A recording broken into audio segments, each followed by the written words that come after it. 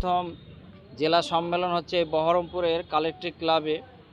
এখানে মুর্শিদাবাদ জেলার বিভিন্ন ব্লক থেকে বিভিন্ন প্রান্ত থেকে প্রায় ১০০-র ওপরে সাংবাদিক এসেছে।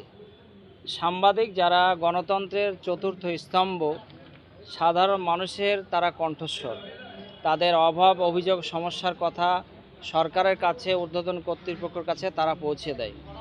ফলে তাদের কাজ হচ্ছে সবসময় সত্যকে তুলে ধরা, অন্যায়ের প্রতিবাদ করা, সম্প্রীতি প্রচার করা এবং দেশের নাগরিকদের হয়ে কথা বলা।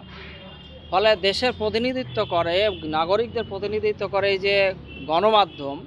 তো ডিজিটাল মিডিয়া আজকের যুগে খুবই দরকার, এই জন্য যে প্রত্যেকটা মানুষের হাতে হাতে এখন স্মার্টফোন। ফলে মেন স্ট্রিমের টিভি টেলিভিশন খোলার আগে মানুষ কিন্তু আগে এই ডিজিটাল মিডিয়ার খবর কিন্তু তারা পাচ্ছে।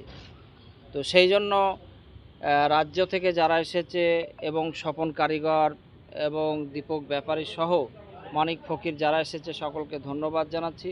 সমস্ত সাংবাদিক বন্ধু যারা আছে আমাদের জেলা, তাদেরকে ধন্যবাদ জানাচ্ছি এবং তাদেরকে সবসময় ইউনিটিভাবে সিস্টেম মেনে সংগঠনটা আরও মজবুত করতে হবে। আমাদের সংগঠন প্রায় ৬৮ হাজার ইমাম সাহেবরা আছেন রাজ্যে। আমরা আপনাদের এই সংগঠনের পাশে আছি। আমরা বলেছি রাজ্যে থাকা খাওয়া অফিস থেকে যত রকম হেল্প লাগবে আমরা পাশে আছি। আমাদের 4খানা অফিস আছে কলকাতায় এবং প্রত্যেক জেলায় জেলায় আমাদের লোক আছে, আমরা হেল্প করব। প্রত্যেক জেলায় জেলায় রাজ্য সম্মেলন করলে আমরা হল খাওয়ার সব দিব আমরা বলেছি। আমার নাম নিজামুদ্দিন বিশ্বাস, আমি ইমাম সংগঠনের রাজ্য সম্পাদক। এবং সোশ্যাল মিডিয়া দেখা যাচ্ছে কি যারা সোশ্যাল মিডিয়া কাজ করে তারা নাকি তৃণমূলের হয়ে কাজ করছে। না, এটা ভুল ধারণা। সোশ্যাল মিডিয়া কাজ করছে যারা, তাদের নিরপেক্ষ। কোথাও যদি তৃণমূল প্রোগ্রাম করে সেটাও দায়িত্ব, কংগ্রেস করলে সিপিএম করলে সেটাও দায়িত্ব, সবই প্রচার করবে তারা। তৃণমূল বেশি প্রোগ্রাম করে তাই বেশি সামনে আসে। এটা যারা মাচানে টিভি দোকানে বসে বসে যারা বলে তাদের এটা বক্তব্য, কিন্তু তারা তো বাস্তবটা তো সামনে আসে না।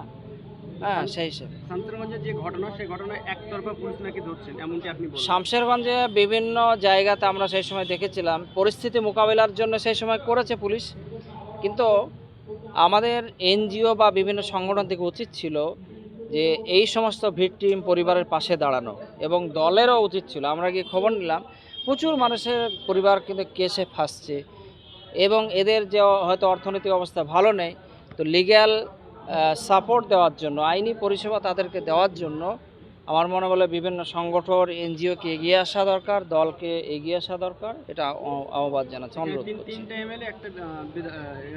আমরা এই খবর পেয়েছি এবং লোকাল মানুষের প্রচুর অসন্তোষ।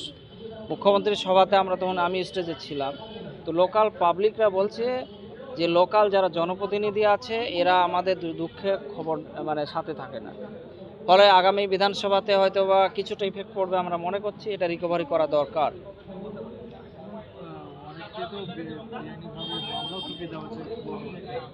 বেআইনি মামলার কথা বললাম, বেআইনি অবশ্যই বেআইনি মামলা হয়েছে অনেকগুলো, সেইগুলোই তো এনজিও বা সেইগুলো নিরপেক্ষ দেখা দরকার। আইনি পরিষেবা দিলে পরে সঠিক উকিল দাঁড় করালে সেগুলো টিকবে না, সেগুলো তাড়াতাড়ি জামিন পাবে। এখন এইগুলো যেহেতু কেস হয়ে গেছে, আমরা নিন্দা জানিয়ে এখন তো কাজ না, এখন কাজ হচ্ছে উপযুক্ত উকিল দিয়ে তাদেরকে রিলিজ করা। এই কাজটা খুব তাড়াতাড়ি করতে হবে।